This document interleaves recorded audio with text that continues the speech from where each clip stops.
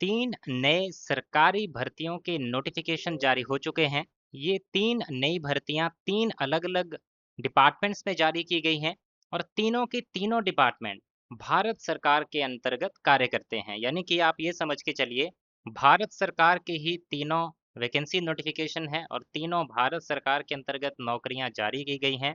अगर आप यहाँ पे सेलेक्ट होंगे, तो जो भी भारत सरकार के 7th पे कमीशन के अंडर जो अभी चल रहा है, उसके अंतर्गत जो भी बेनिफिट्स उनके एम्प्लॉयज़ के लिए होते हैं, वो सारे बेनिफिट्स एक अच्छी खासी सैलरी के साथ आपको मिलने वाले हैं। तो इस वीडियो में पूरा बने रहिएगा, लास्ट तक तीनों नोटिफिकेशन को अच्छे से जानकारी लीजिएगा, ताकि जिसमें भी आप एलिजिबल हों, उसके लिए आप आवेदन कर सकें। यहाँ पे बात करेंगे पहले नोटिफिकेशन की। पहला जो ये नोटिफिकेशन जारी किया गया है, ये नोटिफिकेशन जारी किया गया है साइंटिस्ट बी की पोस्ट के लिए और ये डायरेक्ट रिक्रूटमेंट बेसिस पे रिक्रूटमेंट की जा रही है।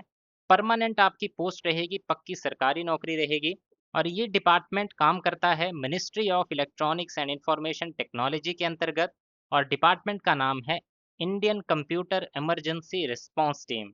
ये जो डिपार्टमेंट है गवर्नमेंट ऑफ इंडिया के द्वारा बनाया गया था 2004 में और इसका जो काम होता है बेसिकली, ये एक नेशनल एजेंसी है जो वेरियस फंक्शंस करती है। जो साइबर सिक्योरिटी है हमारे भारत का, उसको उसकी जो देख रेख की जाती है, वो इसी डिपार्टमेंट के द्वारा की जाती है।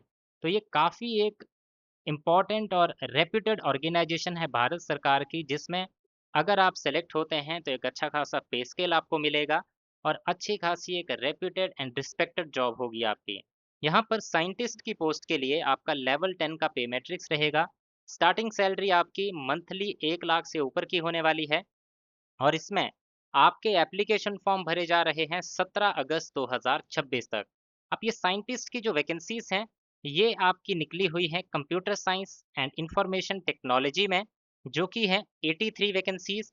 Data science and artificial intelligence में है 25 वैकेंसीज।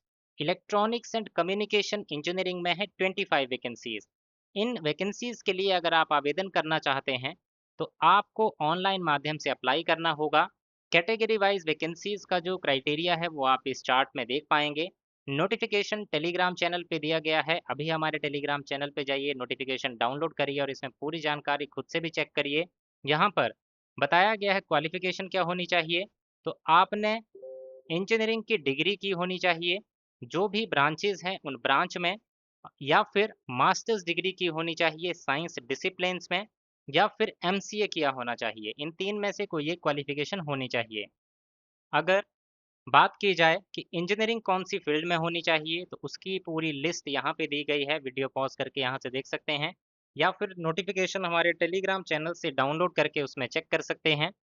साथ ही साथ बताया गया है कि मास्टर डिग्री किया है तो वो किस सब्जेक्ट में होना चाहिए, उसकी भी पूरी डिटेल आपको यहाँ पे मिल जाएगी। और साथ ही साथ हर एक ब्रांच वाइज यहाँ पे बताया गया है। जैसे कि इलेक्ट्रॉनिक्स एंड कम्युनिकेशन, तो इसका अलग से बताया गया है कि बैचलर्स ऑफ इंजीनियरिंग या टेक्नोलॉजी कौन सी ब्रांच में की हो, या फिर एमएससी कौन से सब्जेक्ट में किया हो। तो इस तरह से तीनों का अलग अलग क्राइटेरिया यहाँ पे बताया गया है। अब इसके साथ साथ एक और चीज़ आपके पास होनी चाहिए, वो है गेट स्कोर कार्ड, यानी कि गेट एग्जामिनेशन आपने दिया हो 2024, 2025 या फिर 2026 का, और इसके बेसिस पे आपको शॉर्टलिस्ट किया जाएगा और बुलाया जाएगा पर्सनल इंटरव्यू के लिए। और इंटरव्यू और जो आपका गेट स्कोर है उसके बेसिस पे आपका फाइनल सिलेक्शन होगा। एज आपकी 30 साल से कम होनी चाहिए।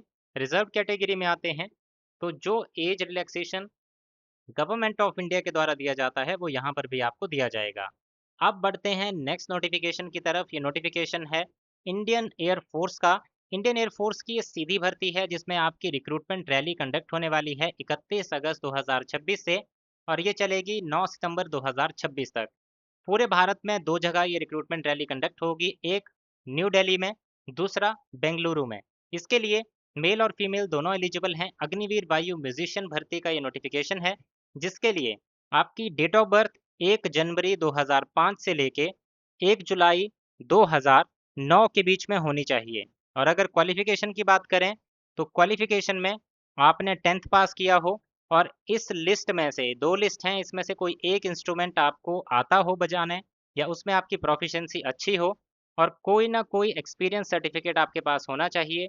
जैसे कि डिग्री या डिप्लोमा हो किसी फील्ड ऑफ म्यूजिक में, या फिर सर्टिफिकेट ऑफ पार्टिसिपेशन हो, या कोई अवार्ड मिला हो, या ग्रेड फिफ्थ आपको किसी एक इंस्ट्रूमेंट में आया हो जो किसी रिकॉग्नाइज म्यूजिक इंस्टीट्यूट से मिला होना चाहिए।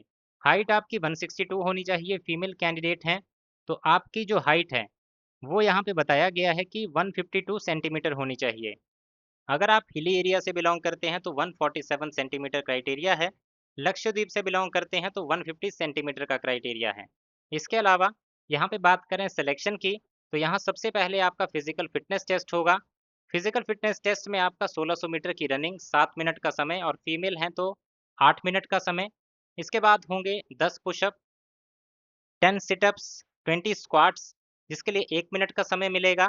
और अगर फीमेल कैंडिडेट हैं तो आपके होंगे 10 सिटअप्स, 15 स्क्वाट्स, और 1 मिनट 30 सेकंड का समय आपको दिया जाएगा। इसके बाद आपका होगा रिटन एग्जामिनेशन, जिसमें इंग्लिश के 30 क्वेश्चंस आपसे पूछे जाएंगे जो कि 10th लेवल स्टैंडर्ड के होंगे, और कोई नेगेटिव मार्किंग इस एग्जाम में नहीं की जाएगी। उसके बाद आपका स्किल टेस्ट होगा म्यूजिक में। उसके बाद मेडिकल एग्जाम और फाइनल मेरिट लिस्ट जारी की जाएगी। बढ़ते हैं लास्ट और तीसरे नोटिफिकेशन की तरफ, जो कि है चेन्नई मेट्रो रेल लिमिटेड का। चेन्नई मेट्रो रेल लिमिटेड, यहाँ पर वैकेंसीज जारी की गई हैं आपकी परमानेंट वैकेंसीज के लिए, यानी कि रेगुलर बेसिस पे वैकेंसीज हैं, जिसमें आपकी पोस्ट अलग अलग हैं, जैसे कि manager, deputy general manager, general manager. और इन वैकेंसीज के लिए जैसे कि मैनेजर ऑटोमेटिक फेयर कलेक्शन की जो पोस्ट है, इसके लिए आपने बीई बीटेक किया होना चाहिए, ईसीई, ट्रिपल ई, आईटी या फिर सीएससी में। और deputy general manager automatic fair collection की जो पोस्ट है, इसके लिए भी सेम क्राइटेरिया रहेगा। डेप्यूटी जनरल मैनेजर के लिए 40 साल एज लिमिट है, और मैनेजर के लिए 38 साल। Deputy general manager rolling stock के लिए बीई बीटेक किया हो इलेक्ट्रिकल या फिर ईसीई में। और जनरल मैनेजर ऑपरेशन के लिए बीई बीटेक किया होना चाहिए किसी भी ब्रांच में, या फिर अगर आपने ग्रेजुएशन कर रखा है जैसे कि बीएससी, बीए, किसी भी तरह का ग्रेजुएशन, तो वो भी यहाँ पे अप्लाई कर सकते हैं। एज लिमिट जनरल मैनेजर के लिए 55 साल, डेप्यूटी जनरल मैनेजर के लिए 40 साल। सैलरी 1 लाख से ऊपर की यहाँ पे होने वाली है, और अच्छा खासा इसमें पे स्केल रहेगा, बेसिक पे, एचआरए, कैफेटेरिया अलाउंस, और भी कई चीज़ें आपको यहाँ पे मिलने वाली हैं। तो यहाँ पे जो बात की जाए एक्सपीरियंस की, तो आपकी क्वालिफिकेशन के साथ साथ अगर आप जनरल मैनेजर ऑपरेशन के लिए अप्लाई कर रहे हैं तो 20 साल का एक्सपीरियंस चाहिए। Deputy general manager rolling stock के लिए कर रहे हैं तो आपका एक्सपीरियंस जो है वो 3 साल का होना चाहिए। अगर आप मेट्रो पीएसयू का एक्सपीरियंस है तो 13 साल का, प्राइवेट सेक्टर से हैं तो 13 साल का एक्सपीरियंस आपके पास होना चाहिए। Deputy general manager automatic fair collection के लिए आपके पास सेम क्राइटेरिया रहेगा जो मैंने पिछली पोस्ट के लिए बताया एक्सपीरियंस का। इसके बाद है मैनेजर ऑटोमेटिक फेयर कलेक्शन। इसके लिए अगर आप मेट्रो पीएसयू या प्राइवेट सेक्टर में हैं तो 7 साल का एक्सपीरियंस होना चाहिए। गवर्नमेंट ऑर्गेनाइजेशन में हैं तो आपके पास असिस्टेंट एग्जीक्यूटिव इंजीनियर की पोस्ट पे आप होने चाहिए, और जिसमें आपका मिनिमम 7 साल का एग्जीक्यूटिव एक्सपीरियंस हो। सिलेक्शन प्रोसेस की बात करें तो इसमें इंटरव्यू आपका कंडक्ट किया जाएगा, और इंटरव्यू के माध्यम से ही आपका फाइनल सिलेक्शन होगा। यहाँ पे बात की जाए इंपॉर्टेंट डेट्स की, कब तक आप अप्लाई कर सकते हैं इस एप्लीकेशन फॉर्म के लिए, तो यहाँ पे लास्ट डेट है एप्लीकेशन फॉर्म को सबमिट करने की 20 जुलाई 2026 की। और एप्लीकेशन फ़ीस पे करनी होगी 300 रुपये की, जो कि इस डिटेल पे आपको सबमिट करनी होगी, वो भी ऑनलाइन माध्यम से। तो ये था 3 अलग-अलग नोटिफ़िकेशंस का पूरा इन्फॉर्मेशन। आई होप आपको जानकारी अच्छे से समझ आ चुकी होगी। अगर वीडियो अच्छा लगा है तो लाइक ज़रूर करें, शेयर करें दोस्तों के साथ, और इसी तरह की जानकारी आगे भी पाने के लिए चैनल को आज सब्सक्राइब कर लें और बेल आइकन भी प्रेस कर दें। Thank you guys for watching this video. मिलेंगे इसी तरह की नेक्स्ट वीडियोज़ में।